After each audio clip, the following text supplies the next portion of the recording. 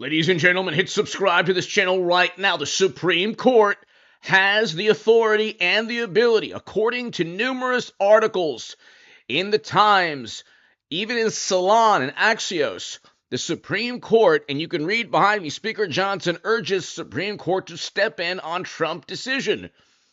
Legal scholar says Trump has opening to turn to Supreme Court.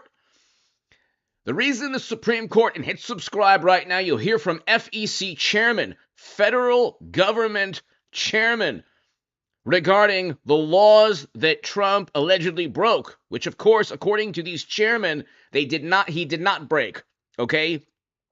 So in terms of the FEC, Trump was not fined by the FEC. He wasn't fined by anyone. Clinton and the DNC were fined by the federal government.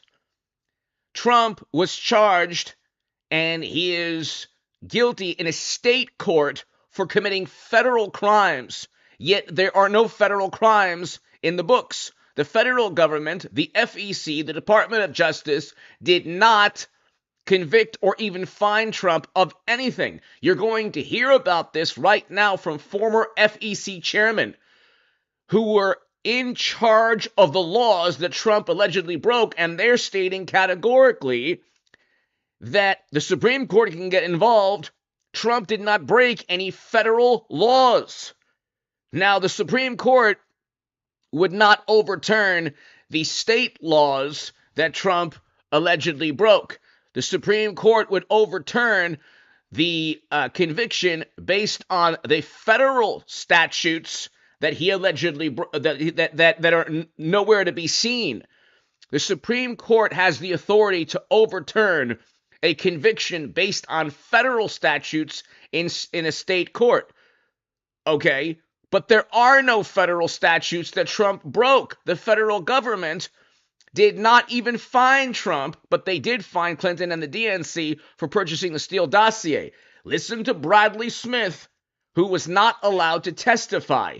This is the man, ladies and gentlemen, that they did not allow to testify. And hit subscribe to this channel right now. What this man says is exactly why the Supreme Court can overturn an unconstitutional conviction, and they do that all the time. State convictions that are not constitutional, they overturn all the time. Hit subscribe. Listen to this, and you can share this with anyone who thinks that Trump is guilty beyond a reasonable doubt. There was literally no federal law that Trump broke. Because we don't want to indict them. But no, it's a good example of things that influence the campaign. And it's worth noting that under the FEC's regulations, if you're an incumbent office holder, you're presumed to be running for re-election. So you're all presumed to be candidates unless they've announced that they're not seeking re-election. So they would be candidates, and this is something that they probably did to influence their future campaign or their perception as office holders. And one thing that's worth adding here, Mark, is because I hear this from people all the time, and even some other, election people who know election law, lawyers and some former other commissioners will say, yes, but it was to influence an election. But the FEC and its regulations very specifically rejected the idea that even as to whether it was primarily to influence the election or not, and choosing instead this test that it has to be an obligation that was created for the election.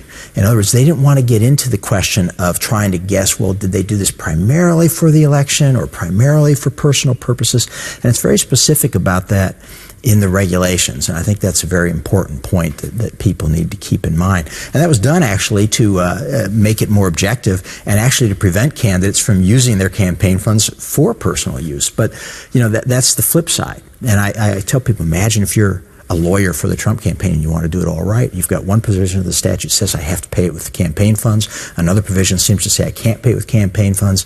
Somebody's going to get them coming or going, and that's part of the problem. So if you're a lawyer... Nicholas, thank you to my super chat and to the members. Thank you so much, Nicholas. Thank you as always. If it's the Steele dossier purchased specifically for 2016, Hillary Clinton and the Democratic National Committee would never have purchased the Steele dossier were it not for the 2016 campaign. Trump would have paid, let's say he ordered Cohen to pay, which there's no evidence he did anyway, but let's say he did order Michael Cohen to use that money to pay Stormy. It is not a federal law. That's why the FEC dropped the case. The FEC did not did not even fine Trump because it was an expenditure that would have taken place at any point in time in Trump's life. Celebrities do it all the time. They're not running for president. One of the key witnesses says during the trial that, yeah, he helped orchestrate hush money contracts between numerous celebrities and romantic relationships. None of these people were running for president. So it's not a campaign finance violation to pay hush money, even during 2016, because it would have happened, could have happened at any other point. The Steele dossier warranted a fine because it was purchased for the sole purpose of influencing 2016 and beyond. And it was completely full of lies, so much so that Michael Cohen was suing BuzzFeed. But it didn't influence even one person to go from Clinton to Trump. Okay, and like I said, you just heard it from Bradley Smith, who was not able to testify. But listen to more of this, because there's no evidence that Trump even directed Cohen, because when Cohen was under oath in 2018 in a cross-examination between Cohen and Greg Steube, Congressman Steube of Florida, he stated there was no recording, there was no email, there was nothing that proved that Trump told Cohen to pay Stormy. But even if he did, it's an expenditure that would have taken place with or without a campaign. Therefore, it's not against the law. Federal law. Jim Jordan asked for information from Bragg and others because the federal government is involved when you are trying to elevate state misdemeanors into a federal crime. That's why the Supreme Court will overturn this if it gets to. If the New York Court of Appeals doesn't overturn this, and they will, but if they don't, the Supreme Court will certainly overturn it, just like they overturned the absurd Colorado ban. Hit subscribe if you're new. Listen to this. For the Trump campaign, or the coming Trump campaign, you would do pretty much what Donald Trump did. No campaign money, consult your private lawyer, and they enter into these non-disclosure agreements. Greg, let me ask you this. Isn't the real issue here is people were actually paid under the non-disclosure agreements and then they violated the non-disclosure agreements? I don't see them giving the money back. No, you're absolutely right. I think it's malpractice for the attorney for Stormy Daniels to say, go ahead and talk while the case is pending as to whether or not it's a valid and enforceable non-disclosure agreement. So it's stunning to me. But to Bradley's point, not everything that benefits a candidate is considered to be a campaign expense. Professor Smith wrote that in one of his op-eds, and he's absolutely right. If there is a dual purpose or a secondary purpose, it's not a campaign expense. And moreover, the media rushed and said, oh, Cohen pled guilty, the president must be guilty. That's utter nonsense. First of all, under the Federal Campaign Election Act and other related laws that criminalize. Again, these are federal laws. The Supreme Court has, of course, the authority and the obligation to look at federal statutes, federal laws. The federal government is involved now. That's why the Supreme Court can overturn a state verdict. Violations. There has to be knowledge. You have to show that there was a knowing and deliberate violation of the law in order for it to be criminal. Well, most candidates don't know the election law. Heck, a lot of lawyers don't understand election laws. This gentleman, former commissioner, the Federal Election Commission, chairman, I mean, he knows election law. He may be just about the only one in America who really truly knows it.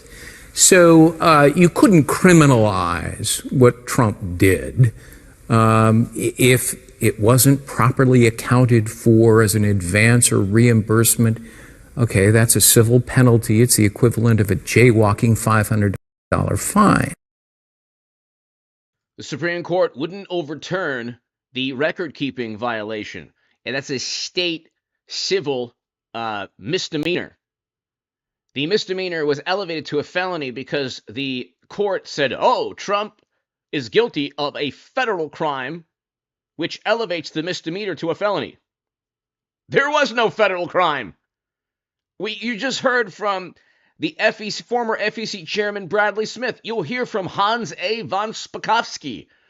Bradley Smith and Hans A. von Spakovsky should testify or should argue on Trump's behalf in front of the Supreme Court, because they're two FEC chairmen who stated Trump categorically did not break any FEC laws, any federal government laws. Trump did not break any federal government laws, according to federal government chairmen.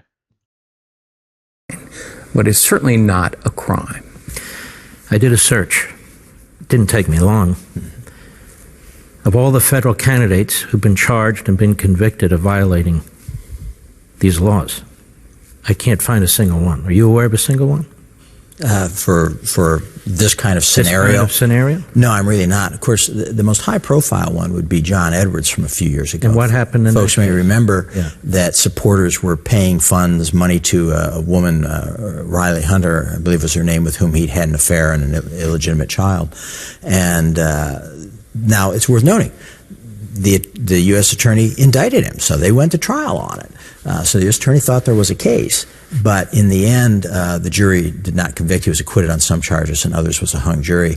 And I think that shows the tremendous difficulty. And, one quick little anecdote when we talk about how obscure this law is, how difficult, is Antonin Scalia, who was, a reasonably good lawyer, right, actually said from the bench in the Supreme Court argument once that this campaign finance law is so complex, I can't figure it out. So if we've got a Supreme Court justice can't figure it out, you see the problems that people have when they're trying to deal with it on a daily basis. They found a way, a technicality, to convict Trump so they can call Trump a convicted felon. But according to Bradley Smith and according to Hans A. von Spakovsky, this man's name should be a household name. According, in addition to Bradley Smith, Hans A. von Spakovsky wrote this in 2018. Trump's lawyer didn't violate campaign finance laws, and neither did the president. And it goes on to say one thing here, knowingly and willfully. So if it's knowingly and they didn't Trump didn't know the campaign laws, just like just like Antonin Scalia didn't know the campaign laws. Okay. These laws are very difficult to understand, and only FEC chairmen have the best understanding here. But within this article for the Heritage Foundation, he talks about that again, like Bradley Smith, if they were if these expenditures, these legal expenses, were for the sake of protecting his family, because he didn't want his brand, tarnished. Whatever. It doesn't have to be because of the campaign in 2016. It can be for any reason.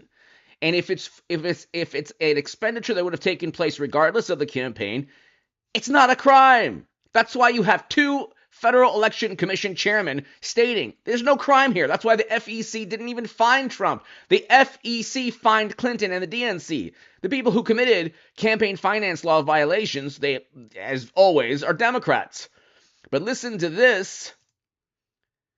Listen to this. This is Hans A. von Spakovsky. Reaction Francis Hakes does. This is a travesty, a miscarriage of justice.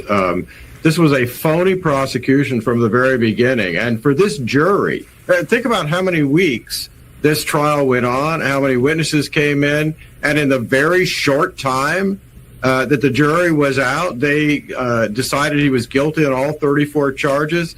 This is a damage to the reputation of the American justice system like we have never seen. I have a colleague just got back from a conference overseas, And the reaction of lawyers and people there was that the United States has now gotten to be like the countries they are from, where the government uses its law enforcement powers to go after its political opponents. And that, I think, is exactly what happened here. Hans, what was the underlying federal campaign violation? Did we ever find that out? Well, there was nothing in the original indictment about any kind of federal campaign violation. They kept saying that the legal expenses, which is what were listed in the business records, should have been a campaign-related expense, the payment that was made to Stormy Daniels.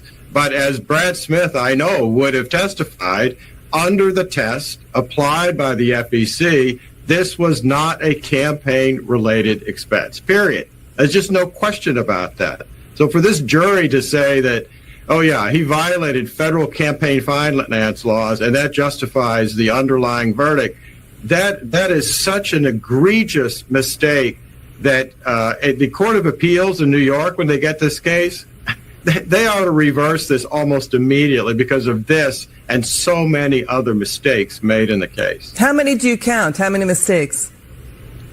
I lost count of how many errors were made by this judge and by the prosecution. I mean, the judge let in all kinds of irrelevant evidence that had no bearing on the charges against the president, but were obviously there to blacken the character of Donald Trump. The judge shouldn't have even been on the case.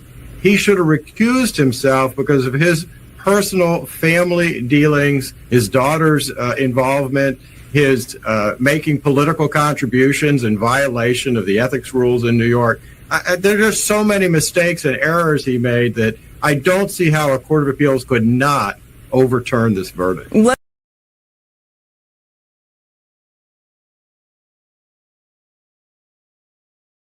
So, ladies and gentlemen, you have two former Federal Election Commission chairmen. Two. One who was supposed to testify, Bradley Smith. Okay, this man was supposed to testify at trial. This is the man that the court in New York would not allow to testify. The reason is because he would have told everyone in that room there was no federal law. Okay, Democrats have tried desperately to be the authoritarian, totalitarians, tyrants, despots that they accuse Trump of being.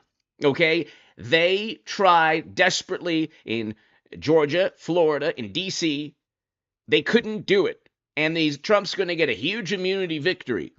But they couldn't do it in those venues. So what happened is they found a way in New York to elevate. See, the New York case is about business record keeping. The business record keeping that Trump, the business record keeping laws that Trump allegedly broke are misdemeanors where I believe the statute of limitations have already run out. But at most, they're misdemeanors and civil fines. Okay? In New York, certain crimes are rampant. Democrats always use statistics to lie. And they use aggregate numbers, and when you slice and dice, it could be about any topic, by the way. When you slice and dice the numbers and you look at the specifics, you say, certain crimes are up. Certain crimes that make people feel unsafe, especially standing next to a subway rail or a subway. So it's like certain crimes are up in New York, which makes the average citizen feel very unsafe. Okay, but Democrats vote for this. That's a whole other story. They vote for all the problems that they experience. But anyway, the federal statute comes in. And that's where the Supreme Court, if the New York Court of Appeals doesn't overturn, the Supreme Court can enter and definitely overturn. Okay? The Supreme Court overturned the absurd Colorado ruling, and this is the Supreme Court, even with liberal justices, overturning a state Supreme Court decision. So you already have a precedent here of the Supreme Court rescuing Trump from blatantly unconstitutional, completely partisan decisions by states or by Democrats within states that want to act like the authoritarians and totalitarians and despots and tyrants they accuse Trump of being. The U.S. Supreme Court rules in favor of former President Donald Trump in his appeal of a Colorado ballot disqualification. That applies to Colorado. In all likelihood, it will apply to other states as well. Live to Shannon Bream for her initial analysis and reaction now. Did you have the inside word, Shannon? Hello. Okay. So what we have from the court this morning is this decision in favor of President Trump. They essentially say the judgment of the Colorado Supreme Court that he could be kicked off the ballot in this manner does not stand, has to be overturned. Now, it's a per curiam opinion, which the Latin for that is sort of the court speaks. It's supposed to be sort of a unified voice. But we do, as I'm looking through here, have some additional folks who wrote, Justice Barrett, and I believe Justices Sotomayor, Kagan, and Jackson. They write concurrences as well. So they may have gotten to this in a different way, but I don't see any dissents here. So it sounds like the court as a whole is agreed that whatever happened with Colorado, it was not the proper framework to use here. There is discussion at the end of the main decision that says, you know, there would be essentially a patchwork across the states. This was one of the worries that the justices had, and the questions that came together in argument were, what happens if we tell one state they can do this? The Chief Justice said, what if one state decides, okay, I'm kicking off a Republican, another state says, okay, I'm kicking off a Democrat, and then we get down to just a handful of states that actually have all of the candidates' names on the ballot? What would that do to this country? So it's what Democrats in Colorado tried to do is say that, in our opinion, Trump committed a rebellion. So in our opinion, we're going to prevent him from running for a federal post in office. A state was trying to enter the purview of the Supreme Court and the federal government and say that, well, we're going to unilaterally decide because we've looked at 1 million replays of a small number of people committing crime, relatively small number of people committing crimes. Whereas that summer, everything was fiery but mostly peaceful, according to CNN. Oh, my God. Trump was trying to foment a rebellion. He didn't want to leave. And it's like he left. The man eventually left. So I don't know what Robert De Niro is saying. It's not like Trump's on the White House lawn begging to get in. He hasn't been there for 3 years or going on 4 years now. And God willing, and I know for sure he'll win again. And he'll be back in the Oval Office and after November 5th, 2024. But the thing is, Democrats have to live in this fantasy world where Trump is this despot authoritarian, and they have to take historic measures to stop Trump. But the reality is that the state, in this case Colorado, and now New York, a state cannot impact a federal contest for president. A state cannot decide on federal laws that a person broke. You can convict somebody of committing federal crimes, but the Department of Justice has to also, with state prosecutors, say, hey, this criminal committed federal crimes, and then in the state court you can convict them of federal crimes. You'd have to have the Department of Justice, though. You would have to have federal prosecutors along with state prosecutors convict a criminal of committing federal and state crimes. In this case, there was no federal crime. That's what Bradley Smith and Hans A. von Spakovsky stated. Okay? There was no federal crime. The FEC fined Clinton and the DNC for purchasing the Steele dossier. They did not fine Trump. They dropped the case because it wasn't Trump did not break any federal laws. So if the New York appeals court, Court of Appeals, doesn't overturn the absurd ruling, then the Supreme Court will. And guess what? They'll do so before November 5th. If they might even do so before November 5th, because Trump's team is already petitioning the Supreme Court. So, or they should already be petitioning the Supreme Court.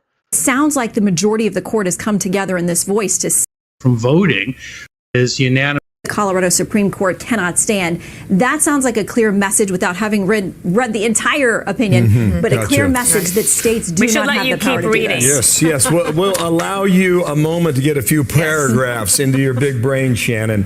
Let's move to our team now. Jonathan Turley, you are first up to react to this now, sir. How do you hear it? Well, I've just been reading the opinion. It's obviously sweeping. There aren't any real dissents, so it does look like it is unanimous, at least on the result. What they have a disagreement on is whether the court had to go as far as it did. Now, the most practical result of this is that the voters will be able to vote for the candidate that they prefer. This was a critical moment for this court in history. After all of the years we have spent in this republic, we came to a point where these states claimed that they could unilaterally bar the leading presidential candidate from ballots to prevent people from voting for Donald Trump. The court here spoke with a strong, and it appears unanimous voice, at least on the result, that that's not going to happen. And it's important to note the Supreme Court will get involved if the Court of Appeals backs the state verdict, guilty verdict. If the Court of Appeals, and I'm not going to run anything past, anything can happen now.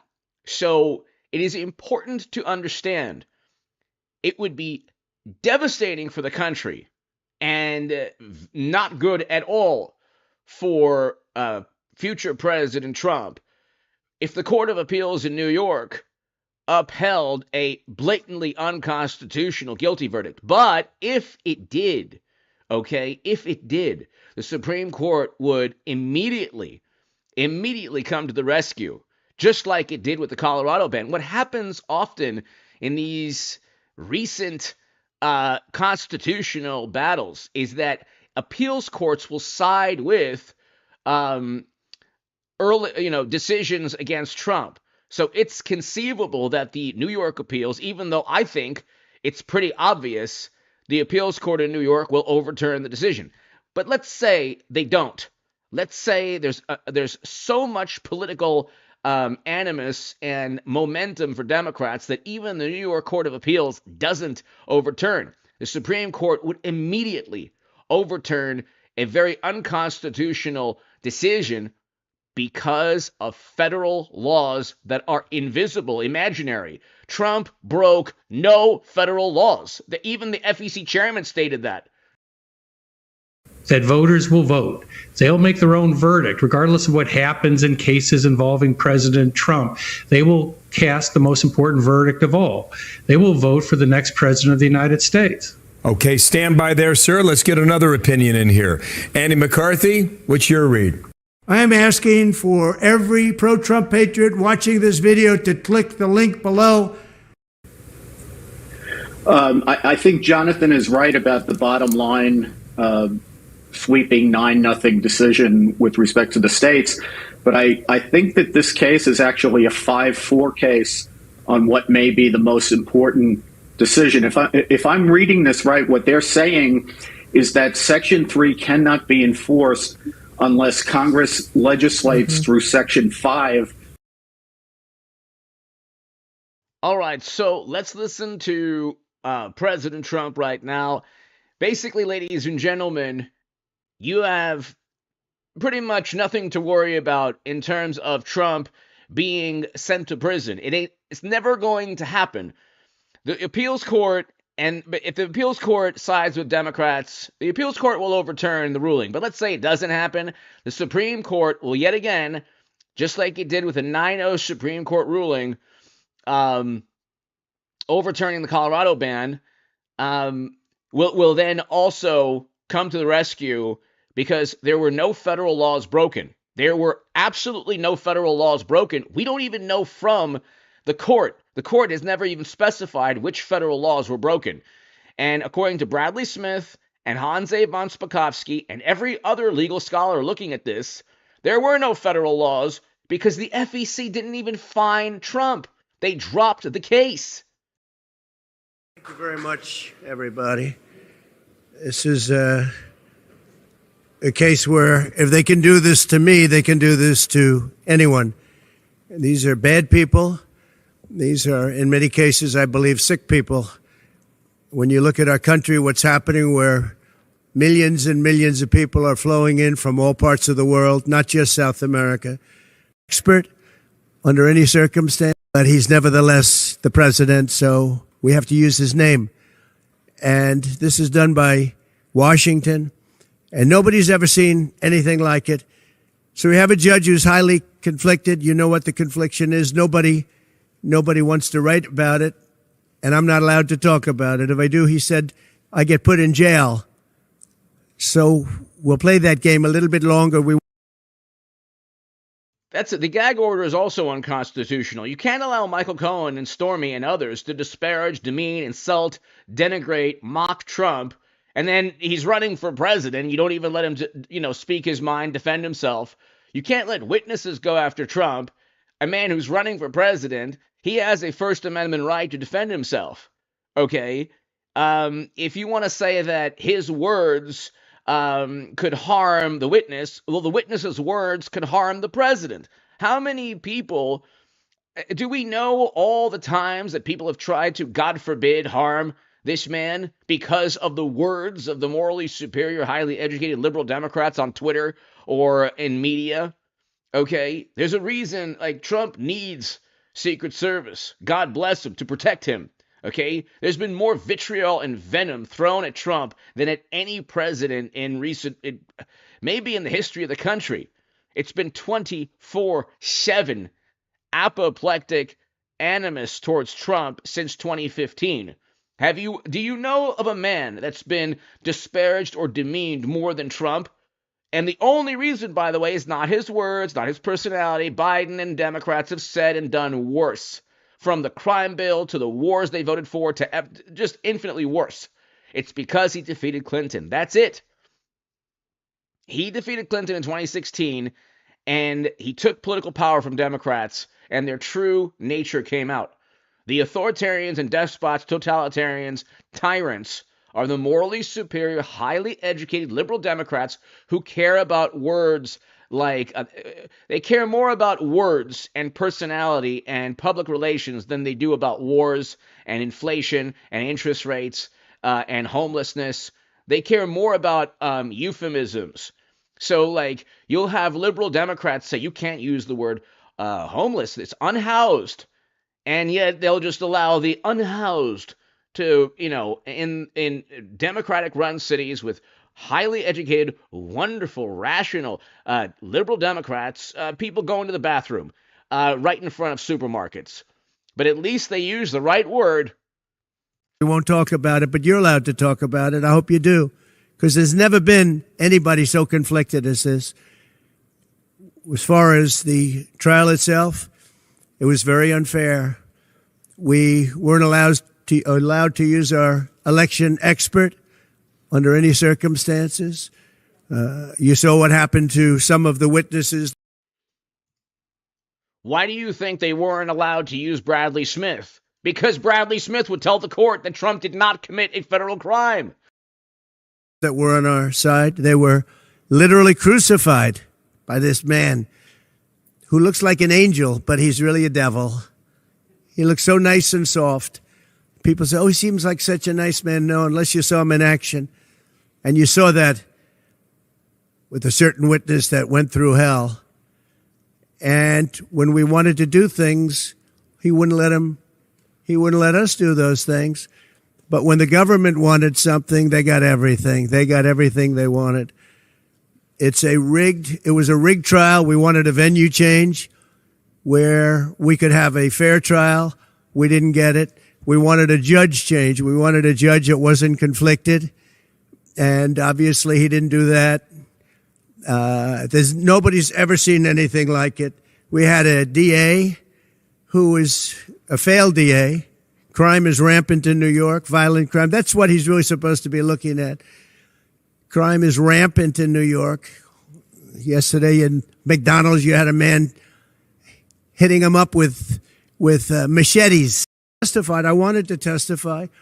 The theory is you never testify because as soon as you testify, anybody, if it were George Washington, don't testify because they'll get you on something that you said slightly wrong and then they sue you for perjury.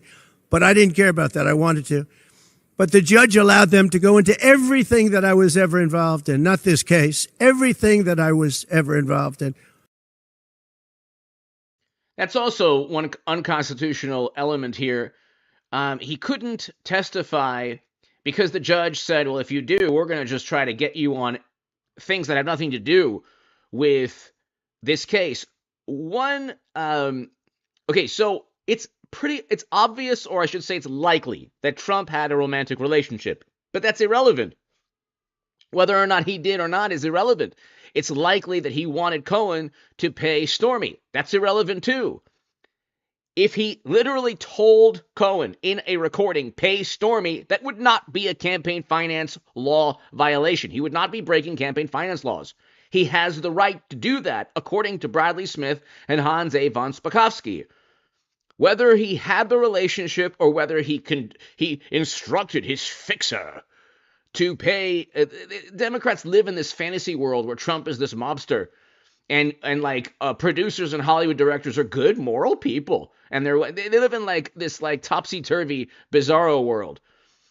You know that Trump is an American hero when you look at the people against him: late night comedians, Hollywood producers and directors, intel agents, the people who would disown friends and family just because you decide to vote for Trump. It's like, well, you know what? You're voting for Biden, and look what we have now. Inflation, interest rates. We're on the brink of a stock market crash, a crypto crash.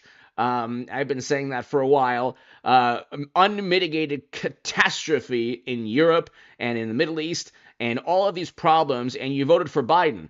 Notice how nobody blames the voters for Democrats for all of this, but anything that happened in Trump's tenure, oh, you voted for it. Ah.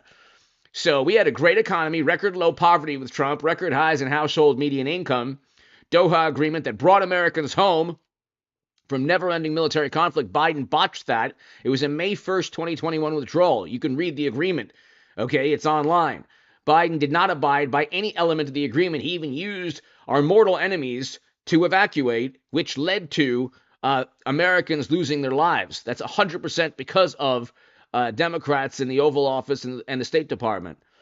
But you have the only president who didn't start a war and military conflict in recent memory. And still you have imbeciles on the left. Yeah, he's not really anti-war.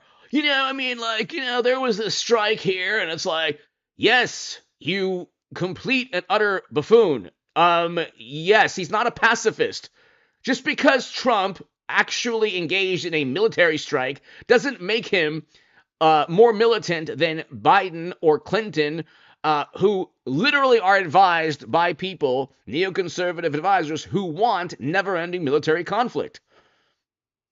So they sent Americans, Kerry included, to never-ending military conflict. Trump brought them home with the Doha Agreement. And Trump was the first president to step foot in North Korea to try to begin a détente between North and South Korea. And what we see today on the global stage would never have happened with Trump, because Trump is focused on, okay, what is it that these two, what is it that would prevent these two countries from never-ending military conflict? Okay, let's do that. Let's strengthen an ally here. Let's make sure an ally plays ball there. And what you can look at the world stage. None of these things would have taken place with Trump. None. Okay. In one case, they saw weakness in the U.S. In another case, it was about a political alliance. But anyway, none of these catastrophes would have taken place with Trump. Which is a first. In other words, you could go into every single thing that I ever did. Was he a bad boy here? Was he a bad boy there? And my lawyer said, what do you need to go through? And all you wanted to do is testify simply on this case. Because I would have loved to have testified. To this day, I would have liked to have testified. But you would have said something out of whack, like it was a beautiful sunny day and it was actually raining out. And I very much appreciate the big crowd of people outside. That's incredible what's happening. The level of support has been incredible. So the whole thing is legal expense was marked down as legal expense. Think of it. This is the crime that I committed, that I'm supposed to go to jail for 187 years for. When you have violent crime all over this city at levels that nobody's ever seen before, where you have businesses leaving, and businesses are leaving because of this, because heads of business. Then they say, crime is down. And then you look, assaults are up. It's like, Democrats live in a fantasy world. Assaults are up, and everyone feels unsafe, but overall crime, they say, is down. By the way, when they shut down economic activity, crime surged to a frightening high. Then it's a little bit down from the absolute high right after they shut down economic activity. Then they say crime's down, but then assaults are up, and they ignore that. And that's what makes people feel less safe. You don't want to walk down the street and feel that, you're at risk of being assaulted. This is say, man, we don't want to get involved with that. I could go through the books of any business person in this city, and I could find things that, in theory, I guess, let's indict him, let's destroy his life. But I'm out there, and I don't mind being out there because I'm doing something for this country, and I'm doing something for our Constitution. It's very important, far beyond me. And this can't be allowed to happen to other presidents. It should never be allowed to happen in the future. But this is far beyond me. This is bigger than Trump. This is bigger than me. This is bigger than my presidency.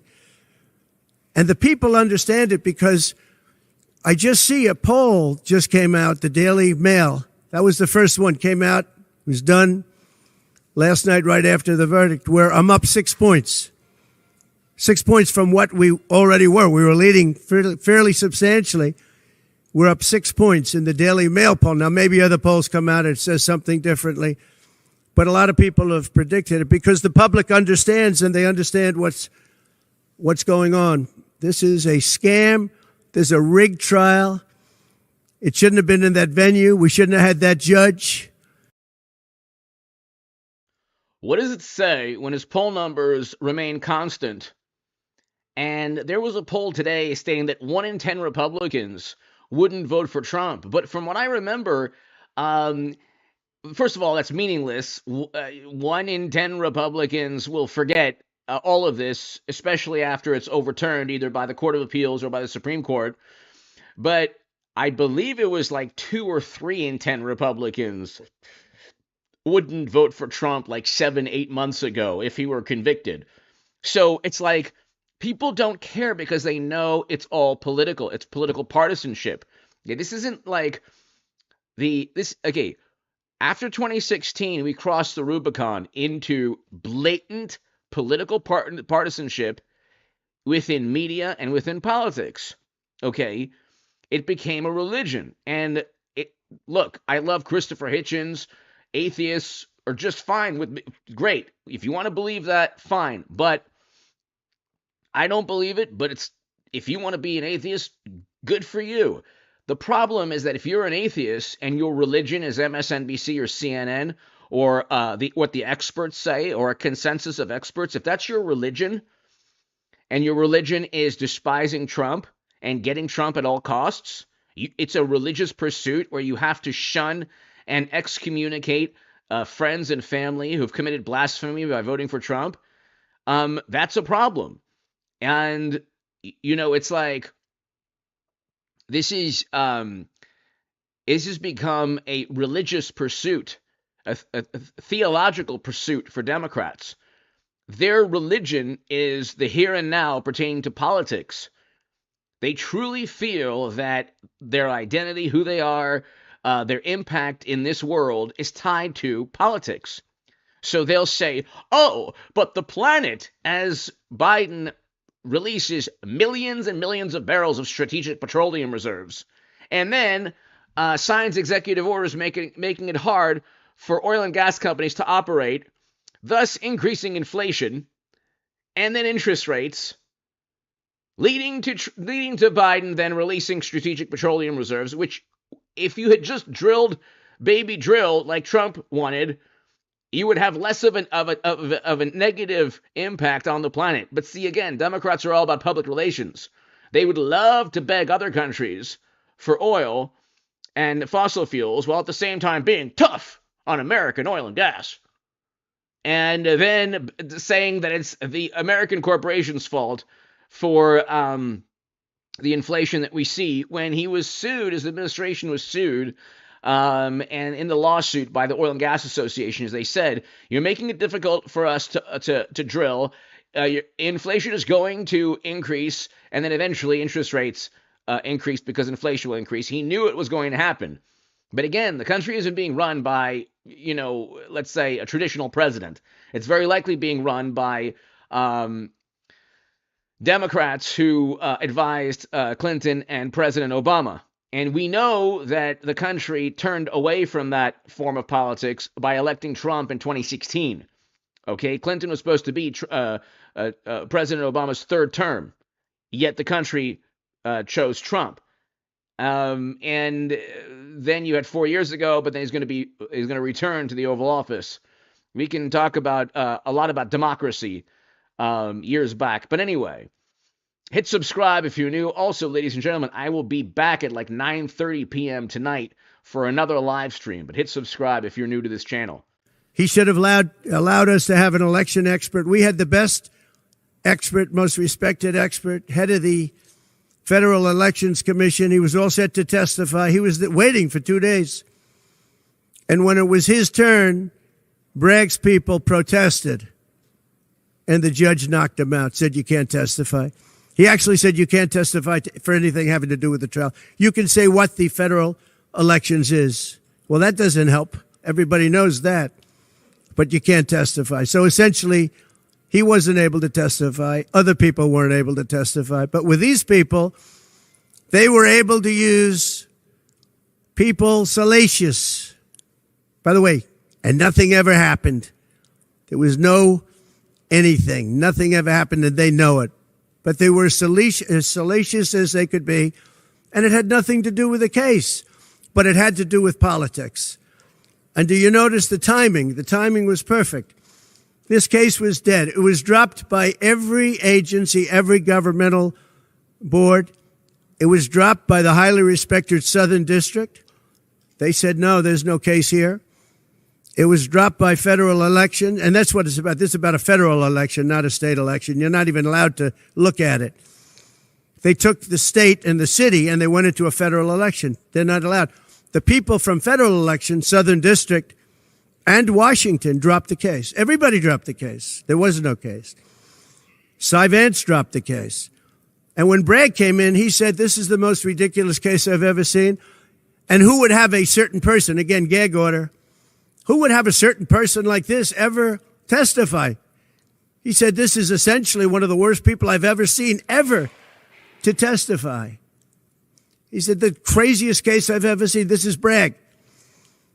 Then when I announced I was running for president, long time later, they decided to revive this case.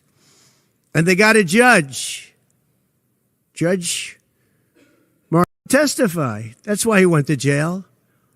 They put him in jail twice. He's 77 years old. Now, normally I'd say that's an old guy, but I don't feel 77.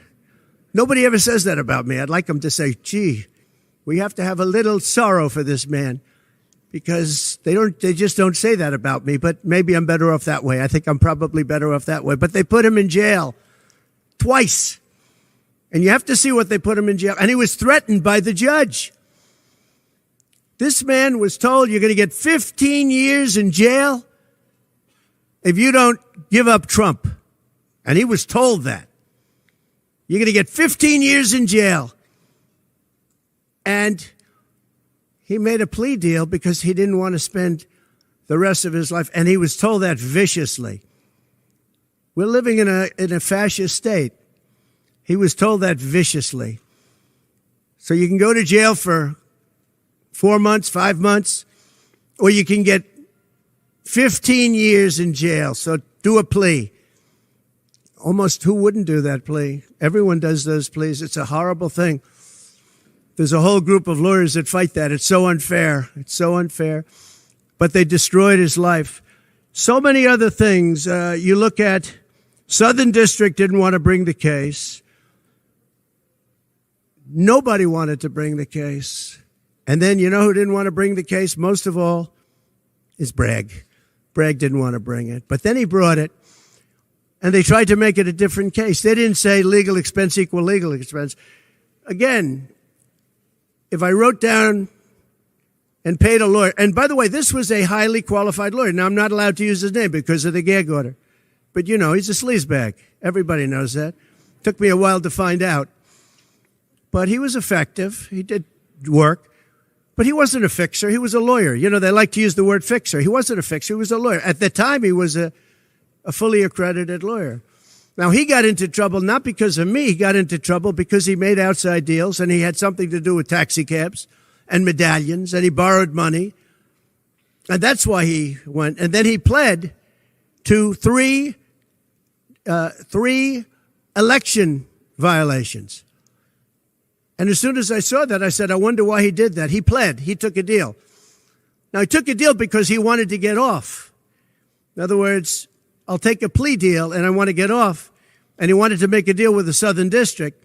And they wrote the worst report I think I've ever seen on any human being other than the report that was written on James Comey by the Inspector General, a very great Inspector General, actually, wrote a report that was so bad. This one was possibly worse. The Southern District, the judge didn't let us use it. He said, it's hearsay. I said, it's not hearsay. Wouldn't let it. The Southern District, from what I understand, called Michael Cohen a liar. From what I can remember, that he was a liar and that he lied for self-serving purposes. And then he committed perjury in Congress. Then he might have committed more perjury in other court venues. And he was a star witness. Okay? And so everything about this case, mainly the fact that you have a state so desperate to get Trump that they elevated state record-keeping violations that ran past the statute of limitations that were misdemeanors. They found an imaginary federal crime and said that the federal crime makes these misdemeanors a felony, and that's why you get the 34 counts. Guilty, guilty, guilty, times 34. Oh my God, Trump is the Al Capone of politics. Wah, wah, wah. Except, according to Hans A. von Spakovsky and Bradley Smith, two FEC chairmen, one of whom was supposed to testify and the court would not let him, there was no federal crime. The FEC also dropped the case. And once the federal statutes are involved, especially since there are no federal statutes he broke, the Supreme Court can overturn any conviction. Let us use it. This is about the man.